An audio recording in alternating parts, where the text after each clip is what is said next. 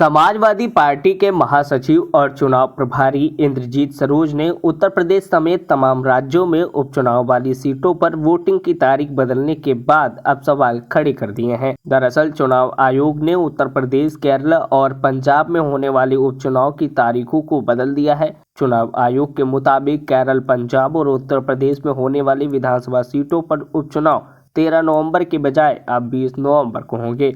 इस बदलाव पर समाजवादी पार्टी के महासचिव और चुनाव प्रभारी इंद्रजीत सरोज की प्रतिक्रिया आई है। उन्होंने कहा कि टालेंगे तो और बुरे हारेंगे। पहले मिल्कीपुर का उपचुनाव टाला, अब बाकी सीटों के उपचुनाव की तारीख बदल दी गई। भाजपा इतनी कमजोर कभी नहीं थी। दरअसल बात यह है कि उत्तर प्रदेश में महा बेरोजगारी की वजह से लोग पूरे देश में काम रोजगार के लिए जाते हैं। वो दिवाली और छठ की छुट्टी को लेकर उत्तर प्रदेश में आए हैं और उपचुनाव में भाजपा को हराने के लिए वोट डालने वाले थे। उन्होंने कहा कि जैसे ही भाजपा को इसकी भनक लगी कि उन्होंने उपचुनाव को आगे खिसका दिया, जिससे लोगों की छुट्टी खत्म हो जाएगी और वो बिना वोट डाले ही वापस चले जाएंगे। ये भाजपा की पुरानी चाल है, हारेंगे तो टालेंगे। समाजवादी पार्टी के महासचिव ने कहा कि उपचुनाव के मतदान की तारीख बदलकर 20 नवंबर कर दी गई है। कहीं न कहीं हलचल मची हुई है, हम जो अच्छा काम कर रहे हैं। अब जरा एक नजर आप भी सुन लीजिए इसके आगे और क्या बोले समाजवादी पार्टी के महासचिव और चुनाव प्रभारी इंद्रजीत सरोज।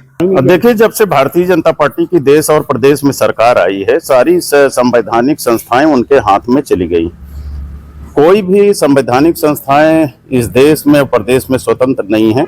जैसा भारतीय जनता पार्टी के लोग कहते हैं वैसे संवैधानिक संस्थाएं उनके अनुसार से काम करती। ये बहुत ही विडंबना है। ये तारीखों का पहले सोच विचार करके जो है ऐलान करना चाहिए था। ये बीच में किसी हमारे कैंडिडेटों को थका दिया गया, उनका पैसा खर्च करा दिया गया, वो परेशान हो गए। चुनाव जो है बिल्कुल आसमान पर तन गया था। उसके बाद भारतीय जनता पार्टी के कहने पर चुनाव आयोग तारीखों का में बदलाव कर दे, ये सरासर अन्याय है, गलत है। लेकिन मैं इतना बताना चाहूंगा कि जनता तैयार हो चुकी है। भारतीय जनता पार्टी चाहे जितने हथकंडे अपनाए, वो समाजवादी पार्टी को भारतीय जनता पार्टी हरा नहीं सकती है।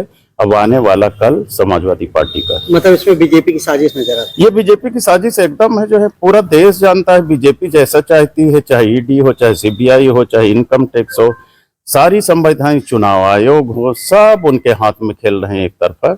और ये जनता भी जान चुकी है कि भारतीय जनता पार्टी जैसा चाहती है वैसा करवाती है। संवैधानिक संस्थाएं स्वतंत्र इस देश में नहीं रह गई। क्या प्रत्याशियों का किस तरह नुकसान या फायदा नजर? अब प्रत्याशियों का नुकसान है। भारतीय जनता पार्टी वाले अब इतने जोर शोर से नहीं लगे थे जितना समाजवादी पार्टी के लोग लगे थे। हमारा चुनाव चढ़ चुका था और जीत के कगार पर हम लोग थे, लेकिन हमारे कैंडिडेटों को थकाने के लिए, हमारे लोगों को थकाने के लिए और पैसा जो है बर्बाद कराने के लिए, क्योंकि भारतीय जनता पार्टी के पास इस देश में सबसे ज्यादा रुपया आ गया है, तो रुपया के बल पर चुनाव लड़ रही है।